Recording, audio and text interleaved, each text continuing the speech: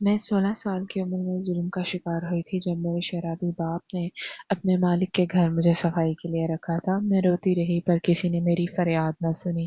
ایک دن مالک سے ملنے ایک عربی شیخ آیا، مجھے دیکھتے ہی اسے رحم آ گیا۔ وہ مجھے نکاح کر کے اپنے ساتھ لے گیا۔ اس نے مجھے بہت محبت دی۔ کچھ سوالوں بعد وہ بیمار ہو گیا تو میں عمرہ کرنے گئی اور خانہ کعبہ کے سامنے رو کر اللہ سے دعا کی، لیکن جب گھر لوٹی شوہر مر چکا تھا۔ اس کی قبر پر رونے لگی تو ہوش اڑ گئے۔ جب قبر سے آواز آئی، رات کا اندھیرا ابھی اپنے پورے عروج پر تھا اور قبرستان میں ہو کا عالم تھا۔ چاروں طرف پھیلی ہوئی پراسرار خاموشی میرے دل کی دھڑکنوں کو مزید تیز کر رہی تھی۔ میں ایک تازہ بنی ہوئی کچی مٹی کی قبر سے لپٹ کر داڑیں مار مار کر رو رہی تھی۔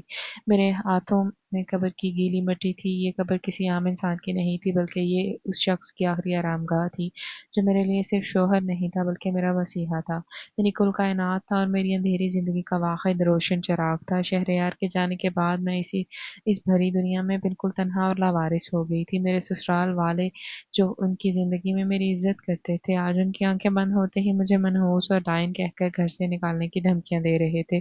میرا دل کہہ رہا تھا میں بھی اس قبر میں اپنے شوہر کے ساتھ دفن ہو جاؤں، کیونکہ ان کے بغیر جینے کا کوئی تصور میرے ذہن میں موجود ہی نہیں تھا۔ میں نے اپنا سر قبر کی ٹھنڈی مٹی پر رکھا اور ہچکیوں کے درمیان اللہ سے شکوہ کرنے لگی کہ یا اللہ، تو نے مجھے اتنی خوشیاں دے کر واپس کیوں چھین لی؟ اگر مجھے یوں ہی تڑپانا تھا تو مجھے وہ عزت اور محبت دی ہی کیوں تھی؟ میں رو رو کر نڈھال ہو رہی تھی۔ میری آواز قبر کے سناٹے میں گونج رہی تھی کہ اچانک قبر کے اندر سے ایک سرگوشی نما آواز آئی، میرب رو مت، میں ابھی زندہ ہوں۔ پہلے تو مجھے لگا کہ شاید یہ میرا وہم ہے یا پھر غم کی شدت سے میرا دماغ معاف ہو چکا ہے۔ میں نے جھٹکے سے سر اٹھایا اور ادھر ادھر دیکھا، لیکن وہاں میرے سوا کوئی زی روح موجود نہیں تھا۔ قبرستان کے درخت ہوا سے ہل رہے تھے اور ان کے پتوں کی سرسراہٹ ماحول کو مزید خوفناک بنا رہی تھی۔ میں نے دوبارہ اپنا سر مٹی پر رکھ دیا اور دل کو تسلی دی کہ میرا پاگل مت بنو، مردہ انسان کبھی واپس نہیں آتے۔ لیکن ابھی میری آنکھیں بند ہی ہوئی تھی کہ دوبارہ ہی آواز میرے کانوں سے ٹکرائی، اور اس بار آواز بہت پہلے سے زیادہ واضح تھی، میرے میں زندہ ہوں، ڈرو مت۔ یہ آواز سن کر خوف اور دہشت کا ایک سرد طوفان میرے جسم کے اندر دوڑ گیا۔ میرا پورا وجود کانپنے لگا اور میں لڑکھڑا کر پیچھے کی طرف گری۔ میری آنکھیں پھٹی کی پھٹی رہ گئی اور سانس حلق میں اٹک گئی۔ یہ کیسے ممکن تھا؟ ایک مردہ انسان قبر کے اندر سے کیسے بول سکتا تھا؟ یا پھر شہریار کی روح مجھ سے بات کرنا چاہتی تھی؟ میرا دل زور زور سے سینے میں ہتھوڑے برسانے لگا اور ماضی کی وہ تمام فلم میری آنکھوں کے سامنے چلنے لگی کہ میں کیسے اس مقام تک پہنچی تھی اور کیسے ایک یتیم اور بے سہارا لڑکی محل کی رانی بنی تھی۔ میرا نام میرب ہے، میرا تعلق شہر کے ایک ایسے پسماندہ علاقے سے تھا جو غربت اور جہالت کا راج تھا۔ میری ماں بچپن میں ہی بیماری سے لڑتے لڑتے وفات پا گئی تھی اور ان کے جانے کے بعد میں دنیا میں بالکل اکیلی رہ گئی تھی۔ میرا باپ زندہ تو تھا مگر وہ زندہ لاش سے کم نہیں تھا، وہ ایک نمبر کا نشئی اور بے حس انسان تھا جسے اپنے جوا سال بچی کی کوئی پرواہ نہیں تھی۔ ہمارا چھوٹا سا کچا مکان تھا جس کی چھت ٹپکتی تھی اور دیواریں گرنے کے قریب تھی۔ ابا سارا دن نشے میں دھت گھر کے کسی کونے میں پڑے رہتے یا پھر جوئے کے اڈے پر اپنی نہیں صحیح جمع پونجی لوٹاتے رہتے۔ گھر کا خرچہ چلانے کے لیے مجھے لوگوں کے گھروں میں کام کرنا پڑتا تھا۔ میں صبح سویرے اٹھتی اور محلے کے امیر لوگوں میں جا کر جھاڑو پوچھا اور برتن دھوتی۔ میری عمر ابھی کھیلنے کودنے اور پڑھنے کی تھی، مگر حالات نے میرے ہاتھوں میں کتابوں کی جگہ جھاڑو۔ میں جب دوسری لڑکیوں کو اسکول جاتے دیکھتی تو میرا دل خون کے آنسو روتا۔ میں حسرت سے اپنے پھٹے پرانے کپڑوں کو دیکھتی اور سوچتی کہ کیا میری زندگی ہمیشہ ایسی ہی رہے گی؟ ابا کو مجھ سے کوئی ہمدردی نہیں تھی جب میں تھک ہار کر گھر لوٹتی اور کھانے کے لیے کچھ مانگتی تو الٹا مجھے گالیاں دیتے اور مارتے پیٹتے کہ تم پیسے چھپا کر رکھتی ہو، مجھے نشے کے لیے پیسے دو۔ کئی بار ایسا ہوتا کہ میں بھوکے پیٹ سو جاتی اور آنسوؤں سے اپنا تکیہ بھگوتی رہتی۔ میری زندگی ایک ایسا عذاب بن چکی تھی جس سے نکلنے کا کوئی راستہ مجھے نظر نہیں آتا تھا۔ میں اکثر اللہ سے دعا کرتی تھی کہ یا تو میرے حالات بدل دے یا پھر مجھے اپنی ماں کے پاس بلا لے، کیونکہ اس ظالم دنیا میں ایک بے سہارا لڑکی کا جینا بہت مشکل ہے، خاص طور پر جب اس کا باپ ہی اس کا دشمن بن جائے۔ محلے کے لوگ مجھے طرز بھری نظروں سے دیکھتے تھے اور کچھ بری نظروں سے۔ مجھے ایسا لگتا تھا کہ میں ایک گوشت کا ٹکڑا ہوں جسے ہر کوئی نوچنا چاہتا ہے۔ میں 16 سال کی ہو چکی تھی اور میری جوانی میرے لیے وبال بنتی جا رہی تھی۔ ابا पर नशे का कर्ज रोज बरोज बढ़ता जा रहा था और कर्ज ख्वाहों से चिपते फिरते थे और वो लोग हमारे घर आकर हंगामा करते और गंदी गंदी गालियां देते। एक मनहूस शाम जब मैं घर पर मौजूद थी तो दरवाजे पर जोर जोर से दस्तक हुई। मैंने डरते डरते दरवाजा खोला तो सामने तीन खौफनाक शक्ल वाले आदमी खड़े थे। उन्होंने अंदर आते ही तोड़ फोड़ शुरू कर दी और अब्बा को गिरेबान से पकड़कर घसीटते हुए बाहर लाए। वो लोग चिल्ला रहे थे कि अगर आज हमारे पैसे न दिए तो हम इस बुढ़े को जान से मार देंगे।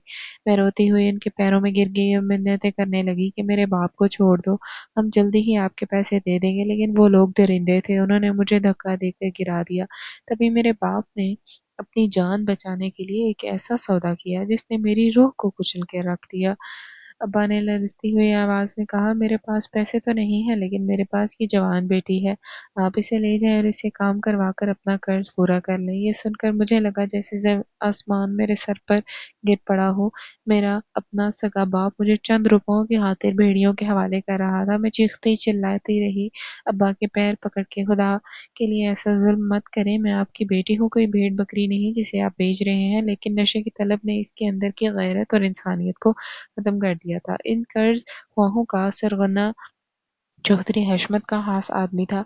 इसने मेरी तरफ एक शैतानी मुस्कुराहट के साथ देखा और कहा, ठीक है, अगर ये लड़की चौधरी साहब को हवेली में काम करेगी तो हम तेरा कर्ज मुआफ कर सकते हैं। चौधरी हशमत का नाम सुनकर मेरे पैरों तले से जमीन निकल गई। वो इलाके का सबसे बड़ा बदमाश और अय्याश इंसान था जिसकी हवेली में जाने वाली लड़कियां कभी इज्जत के साथ वापस नहीं आती थी। मैंने बहुत हाथ पैर मारे लेकिन वो जालिम लोग मुझे घसीटते हुए गाड़ी में डालकर ले गए और मैं हसरत से अपने घर के दरवाजे को देखती रह गई जहां मेरा बाप नशे की हालत में नशे की पुड़ियां मिलने की खुशी में बेहिस पड़ा था और मैं अपनी बर्बादी के सफर पर रवाना हो चुकी थी। चौधरी हशमत की हवेली क्या थी, वो तो मेरे लिए एक जीता जागता जहन्नुम था।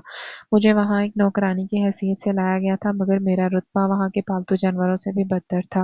मुझे हवेली के पिछवाड़े में बने एक छोटे से क्वार्टर में रखा गया जहां ना रोशनी का इंतजाम था और ना ही हवा का। सुबह सूरज निकलने से पहले मुझे उठा दिया जाता और फिर रात गए तक मुझसे वो काम लिए जाते जो किसी मर्द के बस की बात भी नहीं थे। पूरी हवेली के कालीन धोना, बड़े बड़े देगचे मांजना और बाग की सफाई करना मेरी जिम्मेदारी थी। चौधरी की बेगम एक इंतहाई सख्तगीर और जालिम औरत थी जिसे मुझ पर जरा भी तरस नहीं आता था। जरा सी गर्द नजर आने पर वो मुझे बालों से पकड़कर घसीटती और थप्पड़ों की बारिश कर देती। मुझे खाने के लिए इनका बचा हुआ झूठा खाना दिया जाता। मैं आंसुओं के साथ निगल लेती लेकिन इन सब तकालीफ से बढ़कर जो चीज मुझे हर वक्त खौफजदा रखती थी वो चौधरी हशमत की मैली और हवस भरी नजरें थी। वो मुझ वो मुझे देखकर या जब भी मेरे पास से गुजरता तो मुझे ऐसी नजरों से घूरता कि मुझे लगता जैसे वो लिबास के पार देख रहा है। मैं डर के मारे दुपट्टे में सिमट जाती और दिल ही दिल में आयतुल कुर्सी का वेट करती रहती। कई बार इसने मुझे अकेले में रोकने की कोशिश की लेकिन मैं किसी न किसी बहाने से भाग जाती। मुझे हर रात ये डर लगा रहता कि आज रात शायद मेरी इज्जत की आखिरी रात हो। मैं अपने क्वार्टर का दरवाजा अंदर से भारी संदूक रखकर बंद करती और अक्सर रातें जागते हुए गुजारती। मेरी जिंदगी के वो स्याह दिन इसी तरह गुजर रहे थे कि फिर एक दिन हवेली में हलचल मच गई। पता चला कि शहर से कुछ बहुत बड़े मेहमान आ रहे हैं जो चौधरी साहब के साथ शिकार खेलने जाएंगे। बेगम साहिबा ने पूरे घर को सर पर उठा लिया। मुझे हुक्म दिया कि ड्राइंग रूम के को शीशे की तरह चमका दूं। मैं सारा दिन सफाई में लगी रही। शाम को जब मेहमान आए तो मैं बावर्ची खाने में काम कर रही थी। मेहमानों में एक शख्सियत ऐसी थी जो बाकी सबसे अलग थी। इनका नाम शेख शहरयार था और वो एक अरब बिजनेसमैन थे। इनका लिबास, इनकी गुफ्तगू और इनका अंदाज सब कुछ शाहाना था। वो चौधरी हशमत के दोस्त तो नहीं लगते थे मगर शायद किसी कारोबारी सिलसिले में वो यहाँ आए थे। बेगम साहिबा ने मुझे ट्रे में शरबत के ग्लास देकर ड्राइंग रूम में भेजा।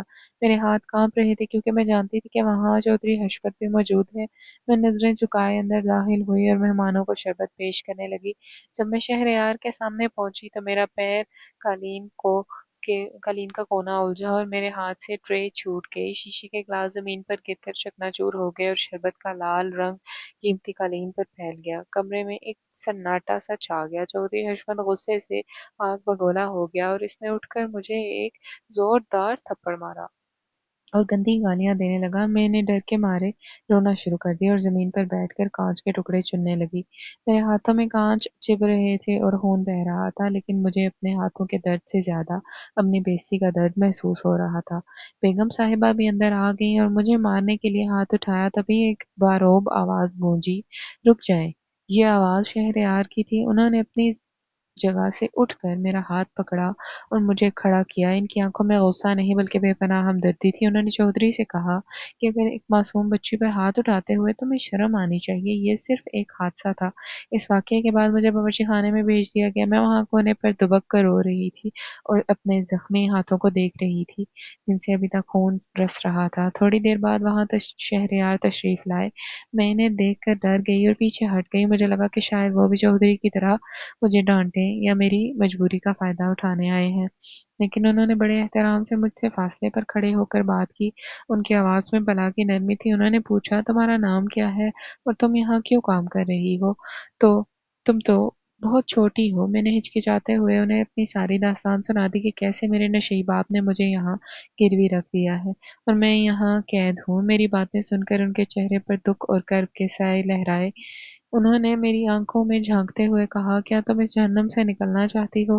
میں نے بے یقینی سے ان کی طرف دیکھا اور اس بات میں سر ہلا دیا۔ تب انہوں نے مجھ سے ایک ایسی بات کہی جس کی میں توقع خواب میں بھی نہیں کر سکتی تھی۔ انہوں نے کہا میرب میں تمہیں یہاں سے لے کر جانا چاہتا ہوں، لیکن میں تمہیں نوکرانی بنا کر نہیں لے کر جاؤں گا کیونکہ میں تمہاری عزت نفس کو مجروح نہیں کرنا چاہتا۔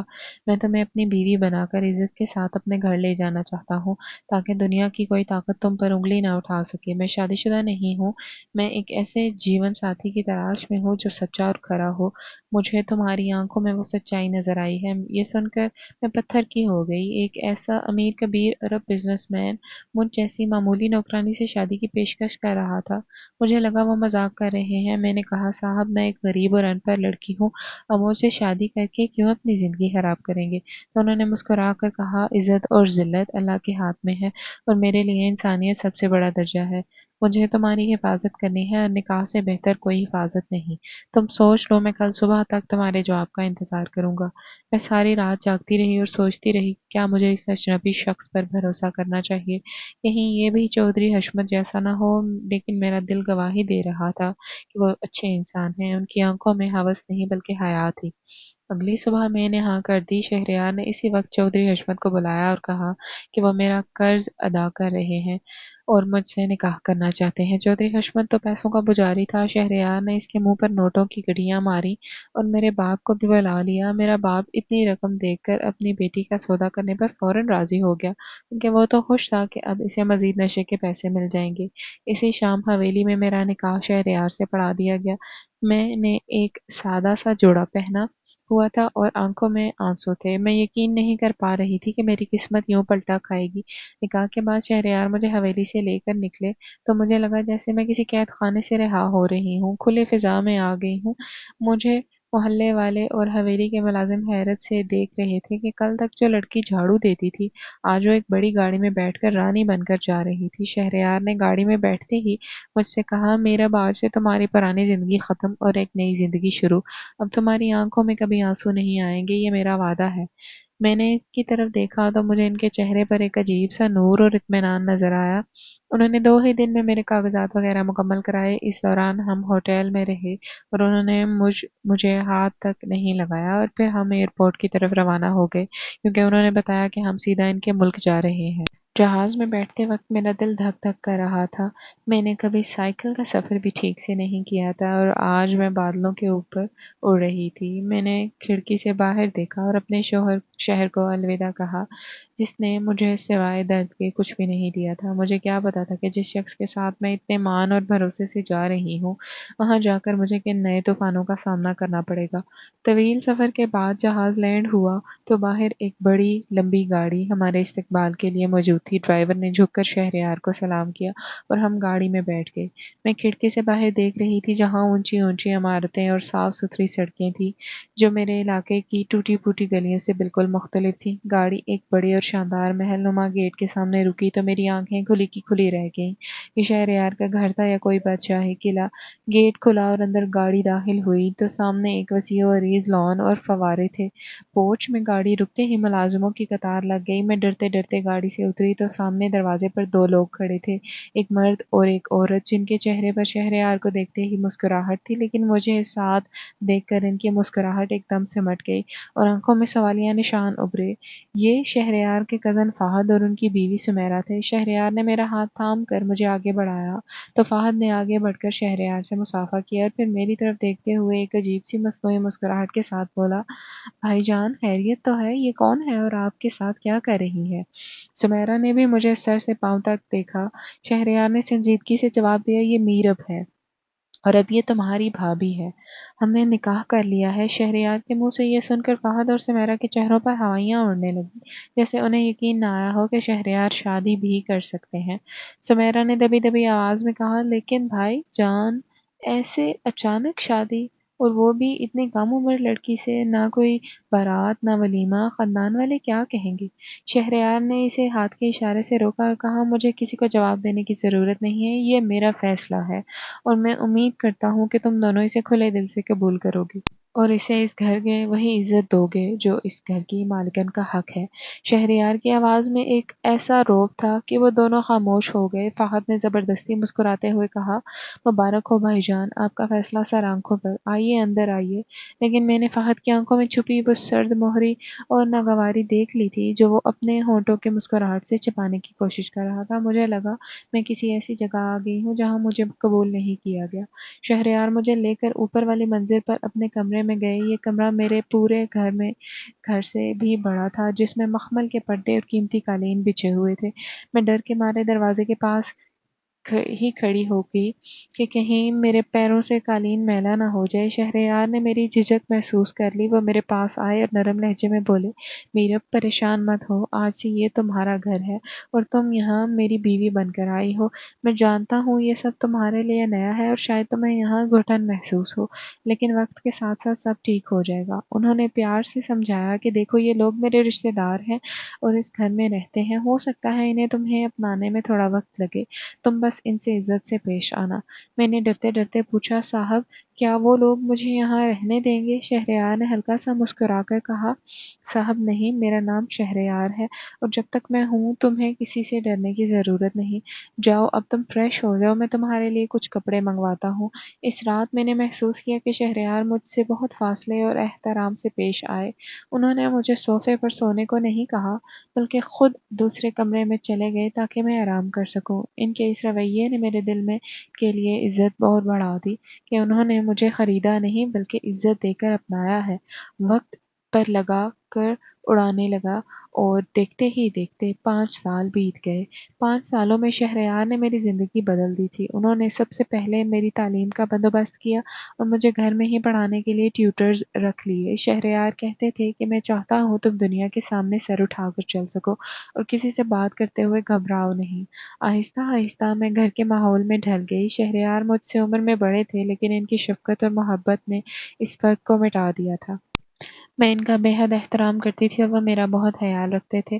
ان 5 سالوں میں فہد اور سمیرہ کا رویہ میرے ساتھ ٹھیک تھا، لیکن وہ کبھی بھی موقع ملنے پر مجھے احساس دلانا نہیں بھولتے تھے کہ میں ایک غریب گھرانے سے آئی ہوں اور اس محل کے قابل نہیں ہوں۔ اکثر وہ مجھے کہتے کہ دیکھو میرب، تم نے شہریار کو خوش تو رکھا ہے نا، ورنہ وہ دوسری شادی کرنے میں دیر نہیں لگائیں گے۔ ان کی باتیں مجھے چبھتی، لیکن میں شہریار کی خاطر خاموش رہتی۔ ایک رات کھانے کی میز پر فہد نے باتوں ہی باتوں میں کہا، بھائی جان ماشاءاللہ کاروبار بہت پھیل گیا ہے، لیکن افسوس اس بات کا ہے کہ اسے سنبھالنے والا کوئی وارث نہیں ہے۔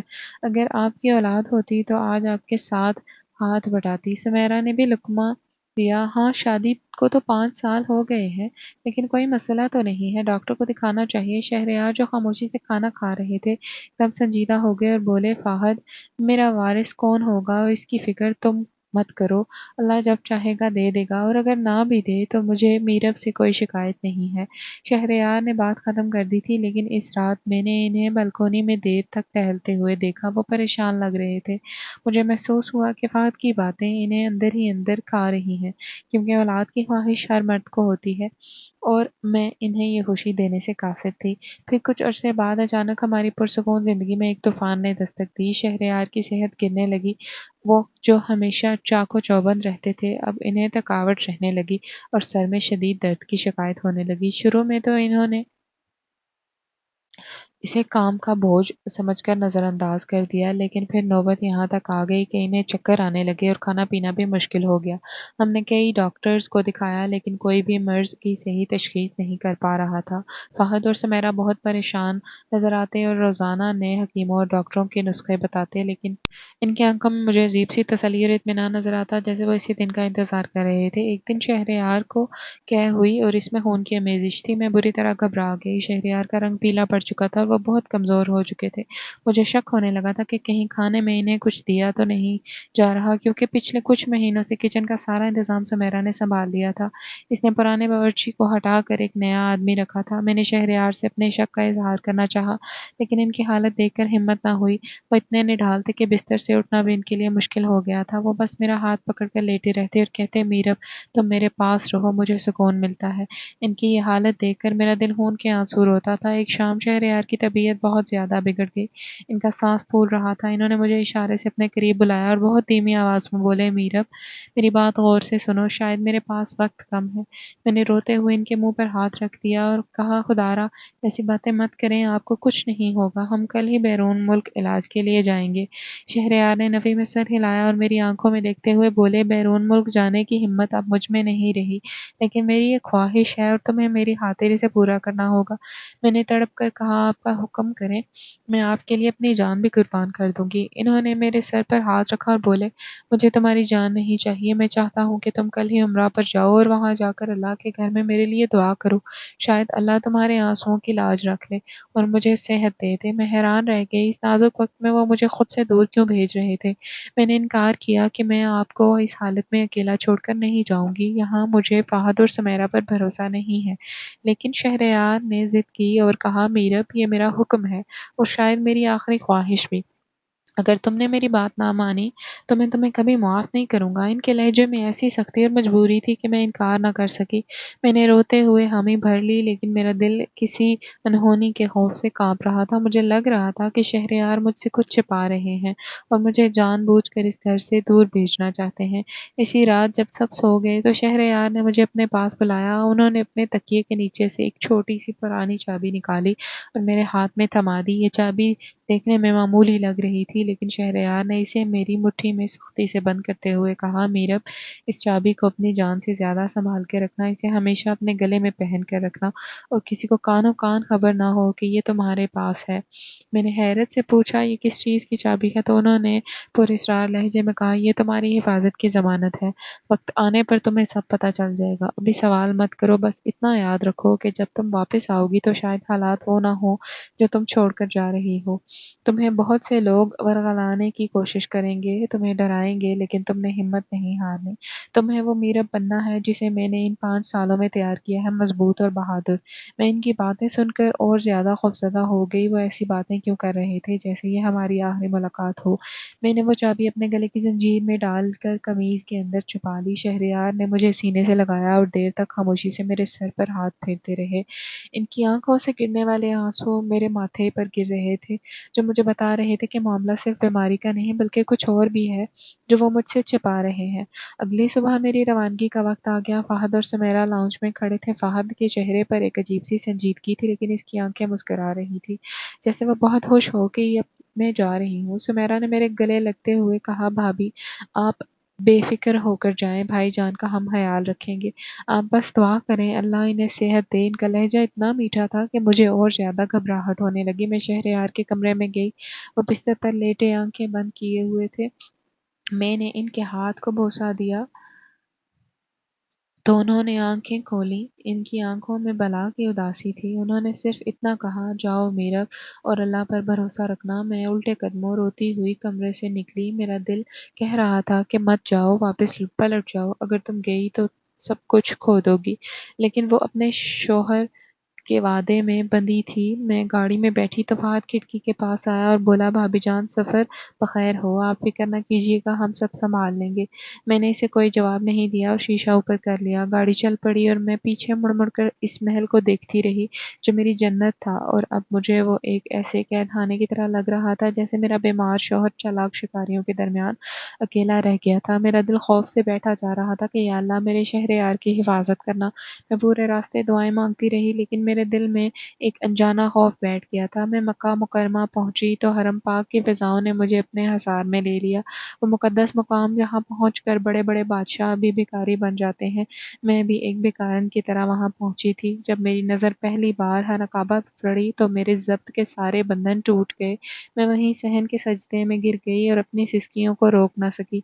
میں نے دیوانوں کی طرح اللہ سے فریاد کی کہ اے میرے مالک، میرے سر کے تاج کو سلامت رکھنا، وہ میری کل کائنات ہیں، اگر انہیں کچھ ہو گیا تو میں جی نہیں پاؤں گی۔ میں نے غلاف کعبہ کو پکڑا، گھنٹوں دعائیں مانگی۔ میرا دل کہہ رہا تھا کہ اللہ میری خالی جھولی ضرور بھرے گا۔ میں نے وہاں شہریار کی صحت اور زندگی کے لیے نوافل ادا کیے، لیکن عجیب بات تھی کہ دعا مانگتے ہوئے بھی میرے دل کا بوجھ کم نہیں ہو رہا تھا بلکہ اور بڑھتا جا رہا تھا، جیسے وقت میرے ہاتھوں سے ریت کی طرح پھسل رہا ہو۔ میں نے جلدی جلدی عمرہ کے ارکان ادا کیے، میرا وہاں ایک پل بھی رکنے کا دل نہیں کر رہا تھا۔ مجھے ہر لمحہ شہریار کی آوازیں سنائی دے رہی تھی، جیسے وہ مجھے پکار رہے ہوں۔ میں نے واپسی کی فلائٹ میں سیٹ بک کروائی اور پاگلوں کی طرح ایئرپورٹ کی طرف بھاگی۔ میرا بس نہیں چل رہا تھا کہ میں اڑ کر اپنے شوہر کے پاس پہنچ جاؤں۔ واپسی کا سفر میرے لیے صدیوں پر محیط ہو گیا تھا۔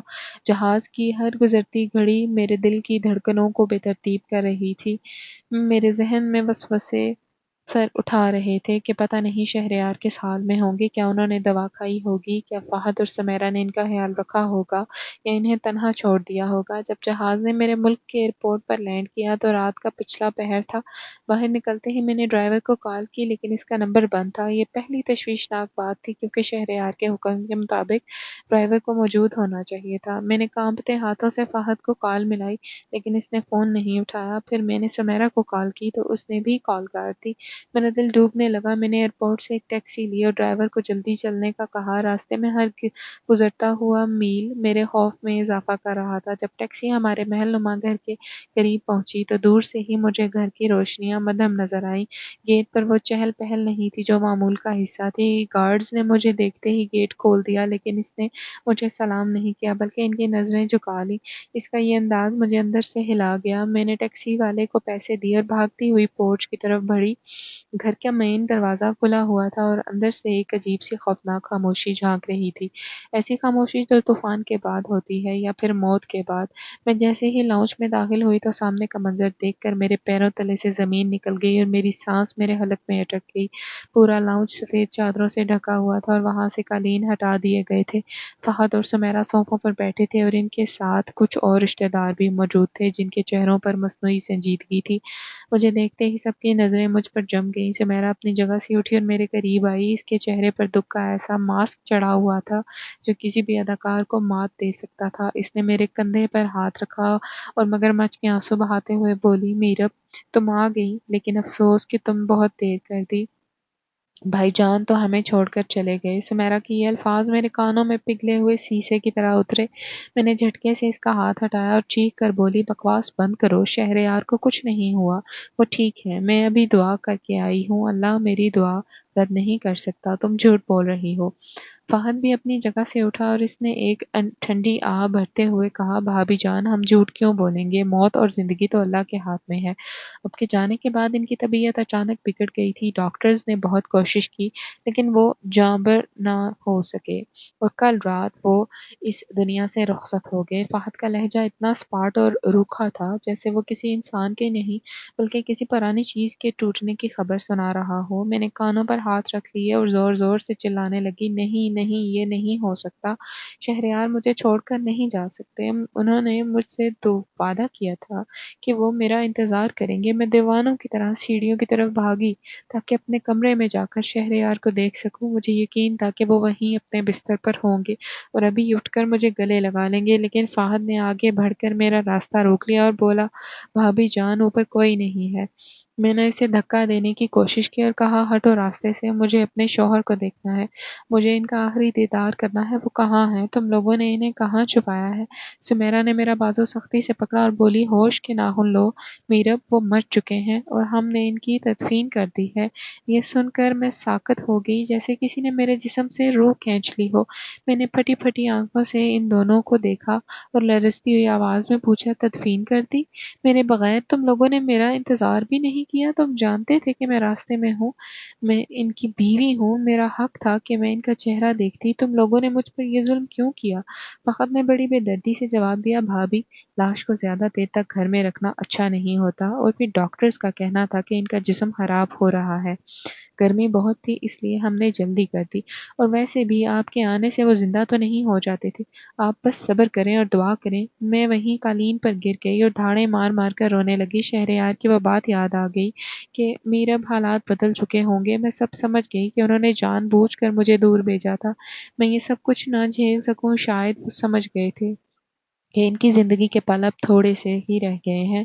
اس رات گھر میں کوئی میرے پاس نہیں آیا، مجھے مہمانوں والے کمرے میں نہیں بلکہ اس پرانے کوارٹر نما کمرے میں بھجوا دیا گیا جہاں میں شادی کے ابتدائی دنوں میں رہتی تھی۔ سمیرا نے مجھے صاف کہہ دیا کہ اب وہ بڑا کمرہ بند کر دیا گیا ہے اور عدت کے بعد مجھے یہ گھر چھوڑنا ہوگا۔ میں ساری رات زمین پر بیٹھی دیوار کو گھورتی رہی، میرے آنسو خشک ہو چکے تھے اور دل ویران ہو چکا تھا۔ مجھے بار بار شہریار کا خیال آ رہا تھا کہ وہ کس قدر تکلیف میں دنیا سے گئے ہوں گے اور میں ان کے پاس نہیں تھی۔ تبھی میرے ہاتھ نے میرے گلے میں موجود اس زنجیر کو چھوا جس میں وہ چابی لٹک رہی تھی، وہ شہریار نے مجھے دی تھی۔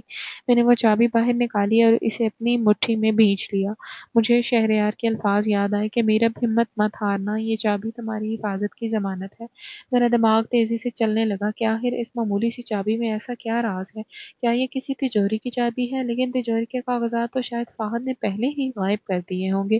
پھر مجھے ان کی یہ بات یاد آئی کہ میں نے تمہیں شیرنی کی طرح تیار کیا ہے۔ میرا دل گواہی دینے لگا کہ کچھ تو ہے جو میری نظروں سے اوجھل ہے۔ فہد اور سمیرا کا اتنا اطمینان، اتنا مطمئن ہونا اور اتنی جلدی تدفین کر دینا، یہ سب نارمل نہیں تھا۔ مجھے کچھ کرنا تھا، مجھے سچ کا پتہ لگانا تھا، اس کے لیے مجھے کچھ بھی کرنا پڑے۔ رات کا دوسرا پہر شروع ہو چکا تھا، گھر میں سناٹا تھا، فہد اور سمیرا شاید اپنی کامیابی کا جشن منا کر سو چکے تھے۔ میں نے آہستگی سے اپنے کمرے کا دروازہ کھولا اور باہر نکلی۔ میرا رخ گھر کے پچھلے حصے کی طرف تھا جہاں خاندانی قبرستان تھا۔ میں چپتے چھپاتے باغ سے گزری، ہر آہٹ پر میرا دل اچھل کر گلے میں آ جاتا، لیکن مجھے آج ڈر نہیں لگ رہا تھا کیونکہ میرا سب کچھ تو لٹ چکا تھا۔ کھونے کو اب میرے پاس تھا ہی کیا؟ میں قبرستان پہنچی، وہاں گپ اندھیرا تھا، صرف چاند کی مدھم روشنی قبروں پر پڑ رہی تھی۔ میں لڑکھڑاتے قدموں سے آگے بڑھی اور اس نئی بنی ہوئی قبر کو تلاش کرنے لگی جس پر تازہ پھول پڑے تھے۔ میں اس قبر کے پاس پہنچی اور اس سے لپٹ گئی۔ میں نے مٹی پر اپنا سر رکھا اور سسکتے ہوئے بولی، شہریار، آپ مجھے دھوکہ دے گئے، آپ نے وعدہ کیا تھا کہ آپ میرا ساتھ نہیں چھوڑیں گے، اب میں کس کے سہارے جیوں گی؟ یہ لوگ مجھے نوچ کھائیں گے۔ میں رو رہی تھی اور مٹی کو اپنے ہاتھوں سے کرید رہی تھی کہ اچانک مجھے زمین کے اندر سے ایک بہت مدھم سی آواز سنائی دی، جیسے کوئی بہت دور سے بول رہا ہو، میرب۔ میں چونک گئی اور اپنی سانسیں روک لیں، یہ میرا وہم تھا۔ آواز دوبارہ آئی اور اس بار زیادہ صاف تھی، میرب میں زندہ ہوں۔ یہ آواز سن کر میرے پورے جسم میں سنسنی دوڑ گئی، اچھل کر پیچھے ہٹی اور خوفزدہ نظروں سے قبر کو دیکھنے لگی۔ یہ آواز شہریار کی تھی، بالکل وہی لہجہ، وہی انداز۔ آواز نے پھر سرگوشی کی، میرب ڈرو مت، قبر کی دائیں طرف والے کتبے کے نیچے ایک پتھر ہے، اسے ہٹاؤ، اس کے نیچے ایک لیور ہے۔ اسے کینچوں میں کانپتے ہاتھوں سے دائیں طرف بڑھی، وہاں ایک بہت بڑا سا پتھر رکھا ہوا تھا۔ میں نے پوری طاقت لگا کر جو اسے سرکایا، اس کے نیچے کی زمین میں دھنسا ہوا ایک لوہے کا ہینڈل نظر آیا۔ میرے دل کی دھڑکنیں بے قابو ہو رہی تھی۔ میں نے بسم اللہ پڑھ کر اس ہینڈل کو پکڑا اور پوری قوت سے اوپر کی طرف کھینچا۔ ایک زوردار گڑگڑاہٹ کی آواز ہوئی اور قبر کے بالکل ساتھ والی زمین کا ایک حصہ سلائڈ کی طرح ہٹ گیا اور نیچے جاتی ہوئی سیڑھیاں نظر آنے لگی۔ وہاں سے ہلکی سی روشنی باہر آ رہی تھی۔ میں حیرت کے سمندر میں ڈوب گئی۔ میں بنا کچھ سوچے سمجھے ان سیڑھیوں سے نیچے اتری۔ یہ ایک خفیہ تہہ خانہ تھا جو بہت بڑا اور ہوادار تھا۔ سامنے ایک کرسی پر شہریار بیٹھے تھے، وہ کمزور لگ رہے تھے لیکن وہ زندہ تھے۔ وہ مجھے مسکرا کر دیکھ رہے تھے۔ میں بھاگ کر ان کے گلے لگ گئی اور پھوٹ پھوٹ کر رونے لگی۔ مجھے یقین نہیں آ رہا تھا کہ یہ حقیقت ہے یا خواب۔ شہریار نے مجھے دلاسا دیا اور میرے سر پر بوسہ دیتے ہوئے بولے، میرب رو مت، دیکھو میں بالکل ٹھیک ہوں، یہ سب ایک ڈرامہ تھا جو مجھے کرنا پڑا۔ میں نے حیرت سے پوچھا، لیکن یہ سب کیسے ہوا؟ آپ تو شہریار نے مجھے بٹھایا اور بتایا کہ فہد اور سمیرا مجھے زہر دے رہے تھے۔ مجھے شک سا ہو گیا تھا، لیکن میرے پاس ثبوت نہیں تھے، اور وہ لوگ اتنے چالاک تھے کہ مجھے طبی موت مار کر ثابت کرنا چاہتے تھے کہ میں مر چکا ہوں۔ اس لیے میں نے اپنے وفادار ڈاکٹر کے ساتھ مل کر یہ منصوبہ بنایا۔ ڈاکٹر نے مجھے ایک ایسی دوا دی جس سے میری نبض اور دل کی دھڑکن کچھ وقت کے لیے اتنی مدھم ہو گئی کہ محسوس نہیں ہوتی تھی۔ فہد نے جلد بازی میں ڈاکٹر کی بات پر یقین کر لیا اور مجھے دفنا دیا، لیکن اسے یہ معلوم نہیں تھا کہ یہ قبرستان میں موجود پرانی قبر دراصل میرے خفیہ بنکر کا راستہ ہے، جسے میں نے سالوں پہلے ایمرجنسی کے لیے بنوایا تھا۔